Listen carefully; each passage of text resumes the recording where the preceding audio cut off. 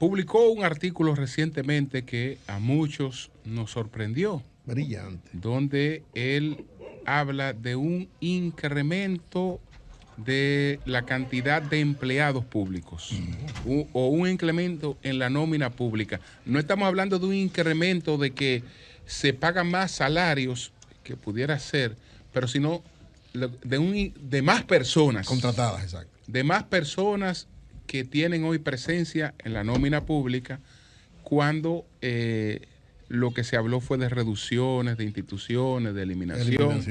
Y de despidos, pero no de tantas nuevas designaciones. Entonces quisiéramos, Magín, que nos resuma del punto de partida y cuál ha sido el incremento y cómo se demuestra el incremento en la nómina pública. Buenos días. Buenos días. Primera vez que estoy aquí con los amigos Pedro y Virgilio. Gracias, y lo que voy a decir no le va a gustar a Eury, pero Virgilio tiene buenos genes. Ajá. Porque su hermano es a quien yo considero el mejor economista dominicano. Guarocuya Félix. Raúl Félix. Raúl Félix. Guarocuya es primo. No, Raúl Félix es brillante. Que vive en México. Él Primo. tiene buenos genes.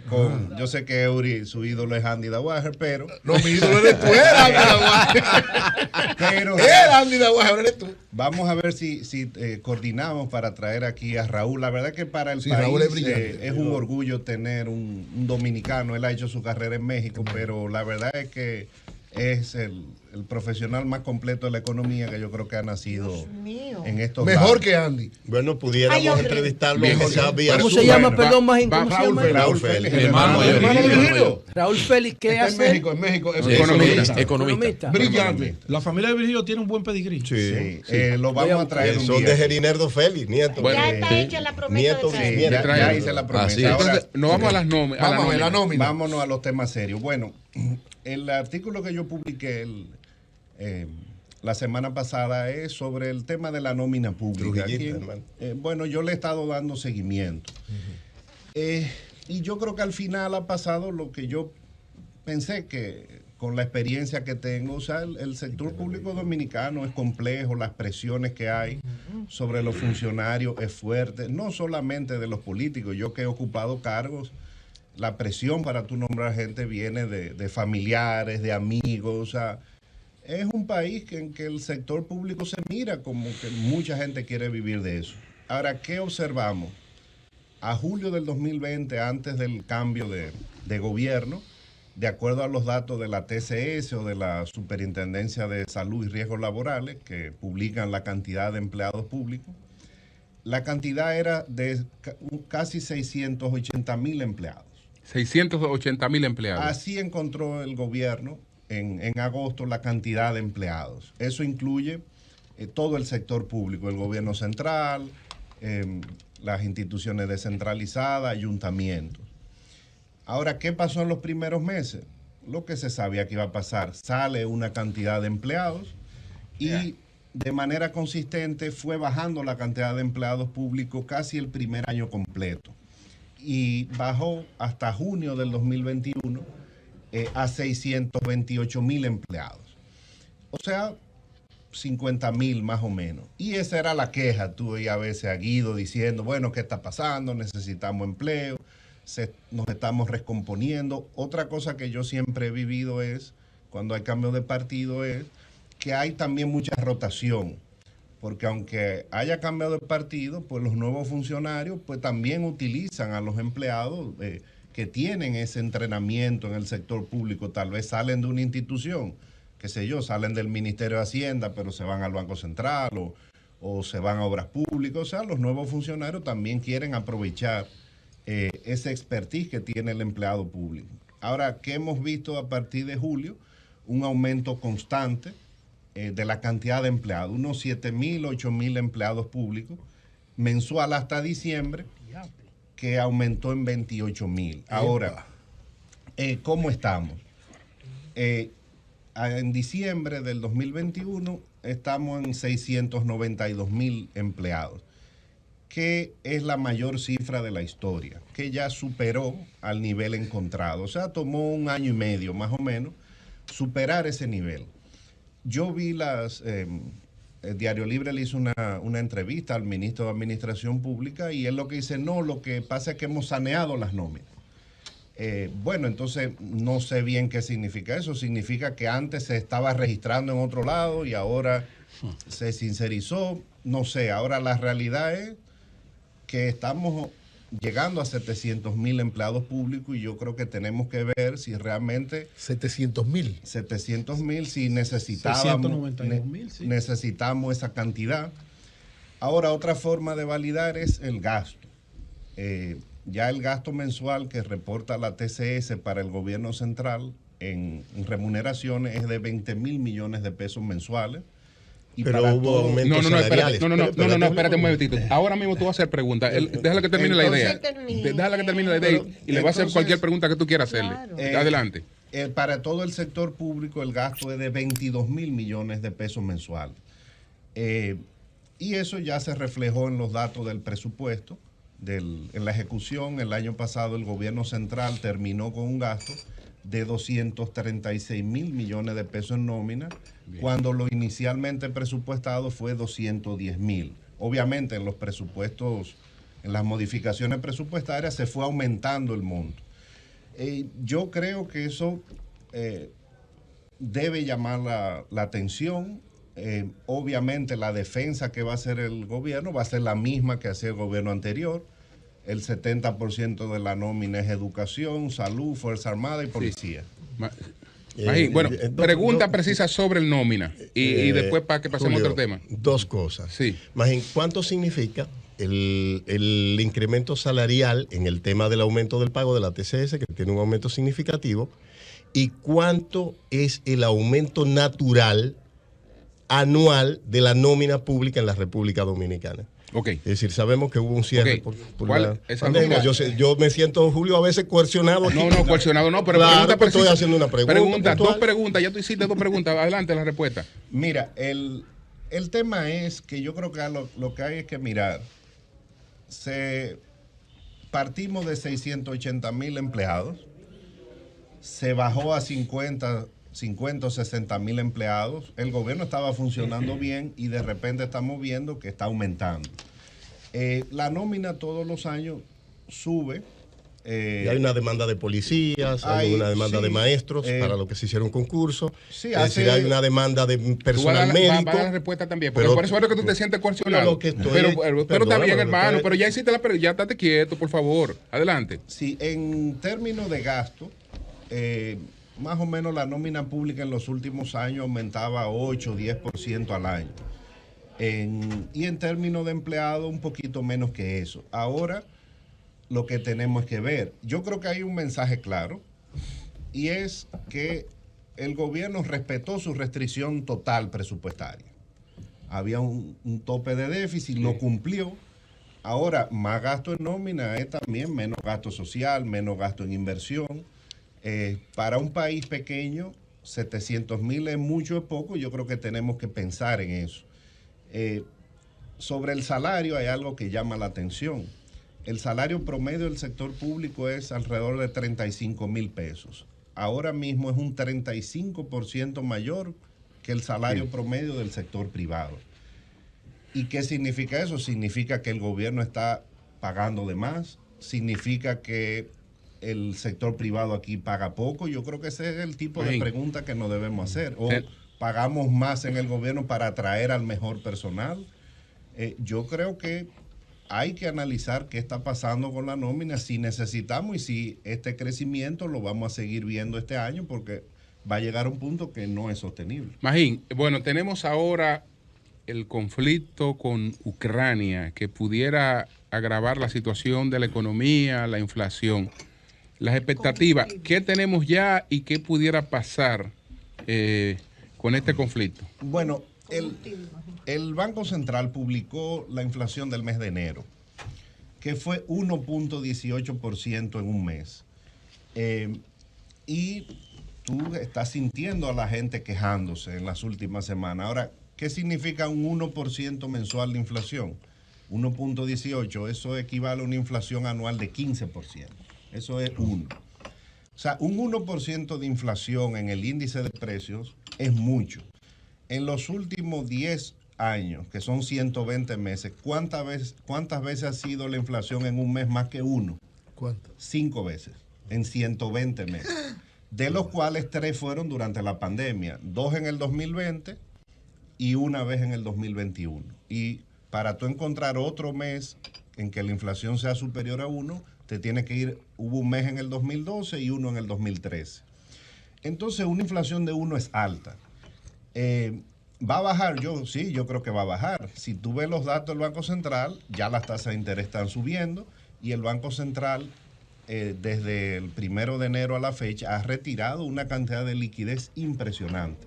Entonces, el Banco Central está haciendo lo que puede hacer con sus herramientas. Sube la tasa de interés y al mismo tiempo recoge dinero. Sí. Claro, la queja dentro de 2 o 3 meses va a ser, hay dinero. No hay cuarto. Hay poco circulante. Entonces, la economía va a empezar a crecer menos.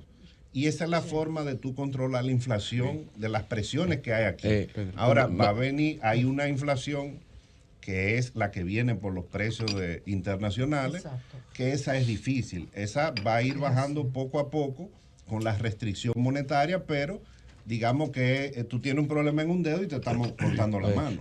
Virgilio, es breve mi pregunta, Magín. Ese dato del 1%, cual hablas, ¿es aislado solamente para la República Dominicana o cómo se ve en los otros países de Latinoamérica? No, esto es un fenómeno mundial. La inflación, hay una crítica de que aquí es un poco mayor la inflación, es un poquito mayor. La inflación promedio de América Latina el año pasado fue 7.2 y aquí fue 8.5. Con una gran diferencia. América Latina creció 6 y nosotros 12. Entonces, si tú me preguntas, cada persona hace su juicio de valor. Yo prefiero un poquito más de inflación, pero crecer el doble. Correctísimo. Ahora, sí, es un fenómeno mundial, eso no hay duda. O sea, Argentina tiene 50, Venezuela hiperinflación. Hay países que tienen inflación más baja, por ejemplo, Colombia es 6%. Panamá. Pero es su inflación más alta en 15 años, pero ellos tienen carbón y tienen petróleo, o sea, para ellos es mucho. Chile también tiene su mayor inflación en 15 años, o sea, no hay duda que es un fenómeno mundial. Pedro y doña Consuelo. Magín, tú dices, me corrige si estoy equivocado, que hemos tenido un crecimiento de 1.5 mensual. Cuando lo sumamos en 12 meses da 15% de inflación. Entonces, ¿a quién yo debo creerle? El Banco Central me dice 8.5. El presidente de los comerciantes, Iván García, ayer dice que la inflación real en el país es de un 15%.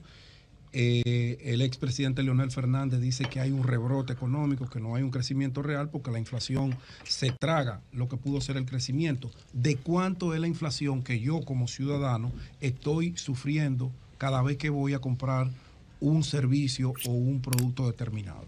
Son dos preguntas diferentes. Claro. La inflación el mes pasado fue 1.18, pero eso fue un mes. Hay meses que ha sido 0.5, 0.8. La inflación anual, que es el promedio, está en 8.7. Ahora, ¿cuál es la inflación que tú sientes? Para cada persona es individual, depende de lo que tú consumas. ¿Qué está pasando? La inflación de los alimentos está por encima de 10, cercana a 10. La inflación del transporte, que incluye los combustibles, los vehículos, etcétera, está en 15. Entonces, si tú consumes mucho transporte o vehículos, estás sintiendo más. Si tú compras mucho alimento, que es el problema de los pobres. Que es la canasta básica. Correcto, entonces la inflación es de 2 dígitos. Entonces, depende de que tú consumas. Ahora, cualquiera que sea la medida, el tema es que nosotros venimos de un periodo de muy baja inflación. Entonces, la inflación era 2 y ahora es 10, 5 veces más.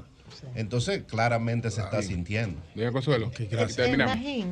Finalmente, se dice, se explica, ustedes explican, otros también, cuando digo ustedes, políticos y economistas, y nosotros los comunicadores, que no es solamente la cuestión de, para que la inflación no nos ataque como nos está atacando y que la queja, etcétera, que hay que buscar otras medidas y no solamente subir la tasa, sino otras medidas, que la producción aumente para que no haya entonces escasez de alimentos. Hay otras medidas que se deben tomar que tienen que ver con la producción nacional de lo que consumimos. Puede haber otras medidas, lo que no hay es magia. O sea, cuando tú tienes una inflación que te viene una parte de fuera, eso es lo que se llama un choque de oferta. El Banco Central va a intentar, los gobiernos, pero si el petróleo sube a 150, no es mucho lo que tú puedes hacer. Tú puedes subsidiar, dar algunos subsidios. En la parte agropecuaria, lo importante primero es que no haya escasez. No se ha traspasado todo el aumento de los insumos agropecuarios. Eso significa que la producción está bien, pero toma tiempo aumentarla mucho más. Y el tema es que tú necesitas los insumos importados. Entonces, cuando hay un choque de inflación importada, o sea, el país lo va a sentir. El subsidio que vaya al productor o que vaya al consumidor. Después ahorita eso es básico. Tú puedes hacer los dos, el gobierno lo ha hecho los dos. Sí. Ahora, lo más eficiente es el subsidio focalizado. El tema es que cuando tú haces focalizado, digamos, para proteger al 30% más pobre, sí, que es lo que se está diciendo con los combustibles, sí, vamos a subsidiar los combustibles. Ahora es ineficiente porque estamos subsidiando a los ricos. Sí. Cuando tú das un subsidio general, el tema es qué hacemos con la clase media. Entonces, el problema ahora de los subsidios focalizados que tienen los gobiernos es qué hacemos con la clase media. ¿Qué hacemos con la clase media? Entonces, eso es un problema. Terminamos no ahí. es fácil. Magín, Que es la que me opina. cambiando un poquito el tema, esta pregunta final, hay una discusión amplia sobre el asunto de todos los fideicomisos, sobre todo por Punta Catalina. Los fideicomisos es una figura que económicamente, ¿verdad?, mucha gente la comparte, como los créditos, como los préstamos, que puede ser buena o mala en un momento. ¿Piensas tú que es correcta la línea que está llevando el gobierno de tanto fideicomiso y específicamente con lo que se planteó con Punta Catalina? ¿Qué evaluación haces? Mira, no, dame 2 minutos. Sí, sí. Sí, porque ya le vi la cara. No. Él entendió lo que te iba a decir. Esa debimos dejarla para la próxima, para la abuela, pero también. Sí, porque hablamos mucho de inflación. Te voy a hablar de algo que no tiene que ver, la independencia del Banco Central. Ok. Esa idea surgió en los años 80 y Nueva Zelanda fue uno de los primeros países. Y eso ha funcionado bien. Eso funciona. En los países ha bajado la inflación, tenemos Banco Central independiente, profesionales, más o menos alejados de la política, y los países que no lo han hecho, pues no le ha ido bien. Ok. ¿Qué hizo Nueva Zelanda? Pero eso funcionó. Empezó a darle independencia a casi todas las instituciones del gobierno.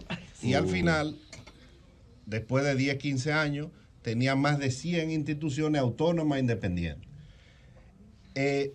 Aquí la independencia del Banco Central funciona. Yo creo que la DGI tiene su ley, la DGA. Eso funciona para 5 o 6 instituciones.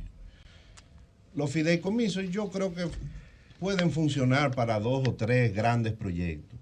Pero tú no puedes hacer de todo un fideicomiso. Y además tenemos la experiencia que se la podemos preguntar, y yo me comprometo a traer a Raúl Félix. En México se hizo eso y no le fue bien porque quiso hacer de todo un fideicomiso. Sí. Al final, y esto es tema para otro programa, aquí hay un tema de que hay un faltante de ingresos que se quiere resolver con situaciones, con cosas creativas. Vamos a hacer APP, vamos a hacer fideicomiso, que son soluciones financieras, o vamos a hacer fiducia vial. Cuando tú tienes un problema es de que te faltan ingresos. Entonces, vamos a hablar de reforma. Se quieren resolver un problema económico con una solución financiera. Yo creo que ese es el problema de base. Bueno, pues muchas gracias. Ya llegaste al nivel de Magín Díaz, Lea. Pasó a ser mi economista favorito. Con Raúl Félix. Se nos quedaron muchos temas ahí que lo podemos tratar después. Cambio y fuera.